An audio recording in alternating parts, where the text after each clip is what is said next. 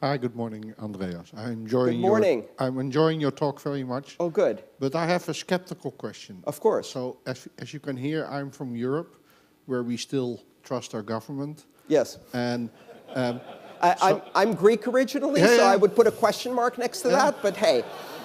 well, I'm from the Netherlands, so we still Yes, very trust good.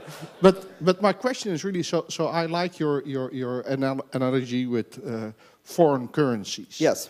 So, but when I arrive back tomorrow or Saturday at Schiphol Airport, there's a sign right at the customs which says, if you carry more than $10,000 or euros or whatever, you have to declare it. Yes. And I think it's a good thing that you have to, because there are all kinds of anti-money laundering and Very good. all kinds of things. How would this actually work?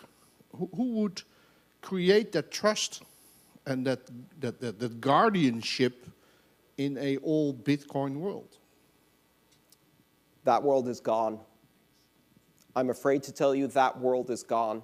When I go through an airport, I am transporting zero currencies because Bitcoin doesn't have a physical location. So I don't actually have Bitcoin on my phone or my hardware wallets or my Bitcoin devices. I have cryptographic keys. The Bitcoin lives on the blockchain network, which is propagated everywhere in the world. So when I arrive at Schiphol, the Bitcoin is already in the Netherlands waiting for me. I didn't transport it across the border. It was already there. It is already everywhere. I'm moving. My money is global and is always global. There is no such thing as transmitting money in Bitcoin, because all you do is you declare a change of ownership to a global network where the money is always in the global network and never actually moves. So the whole framework of laws around money transmission is completely obsolete simply because you do not transmit money anymore. It reaches a level of abstraction where, as Microsoft would put it, your money is in the cloud. And what that means in practical terms is that message on the customs board doesn't really have any practical meaning. Now, when we have this discussion with regulators and law enforcement agencies around the world, the immediate reaction is to think that I'm questioning their authority to do this. Like, but we have a mandate from a democratically elected government. You can't tell us that we no longer have the authority to do this. I absolutely do not question the authority to do this.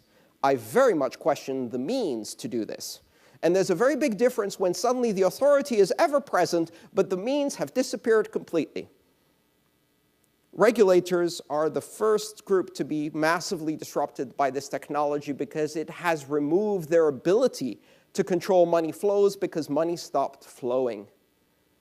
And this is going to force us to face a world in which money exists universally and can have changed ownership without ever being transmitted, and borders are completely meaningless. If at the same customs area it said, please do not bring any data into the Netherlands, you'd look at that and go, that's a bit silly, right? My data isn't, I can leave my USB sticks behind. My data's in the cloud. Well, what happens when money is data? And that's what this technology does. It is data, and it's in the cloud, and it isn't being transported. So those restrictions basically no longer work at all. Although I do get sometimes customs officials asking me about, do you have Bitcoin in your bag? And I say, no, I don't, which is the honest answer, because I don't have Bitcoin in my bag. When I first started traveling across borders and being in the Bitcoin space, I was very reluctant to say the B word at customs. I mean, it is one of their domains. I found a much better approach is to go into full pitch, and then they leave you alone. So what do? Bitcoin, have you heard about it? It's this amazing peer-to-peer system that allows you, okay, welcome to the Netherlands, sir. Go ahead. Just overwhelm them with enthusiasm. They hate that. Somewhat of a related question. In Yes. your view, what's going to be the geopolitical impact of this, especially when it comes to pegged currencies or rogue nations? Yes. The geopolitical impact of this is absolutely enormous. And part of the reason for that is because over the last 50 years, we have converted money from being a store value medium of exchange and unit of account into being a system of control and a geopolitical pawn in a global game. And when you have national money, what I call flag money, you remember the old airlines that had a flag on the tail? Right? Those are obsolete, but now that's happening to money. The idea that money becomes a system of control to play geopolitical games through embargoes and currency controls is itself a relic of the industrial era and is being made rapidly obsolete by this technology. It has radical geopolitical implications. It removes the ability of sovereigns to control monetary supply. Most importantly, it removes the ability of central banks to take the entire population hostage on some kind of crazy hyperinflation drive into disaster, as we're seeing happen right now in Venezuela. We've seen it happen in Brazil, Argentina, Cyprus, Greece, et cetera, et cetera. And in all of those cases, the initial reaction is to apply currency controls so as to stop the population from fleeing and keep them all bound into this experiment. Hostage. That game is over. Not yet visible, because only a tiny sliver of the population can actually escape the controls. Right now in Venezuela, we see the largest surge in use of Bitcoin in the world because of their hyperinflation problems.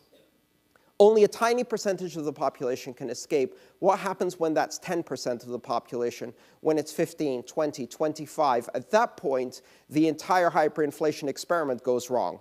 The entire whatever central bank currency control system becomes fatally undermined. This has enormous geopolitical implications. Yes? And again, your initial reaction to this is, but we shouldn't, but we mustn't, but we can't. But it is. And that's the basis we have to start with.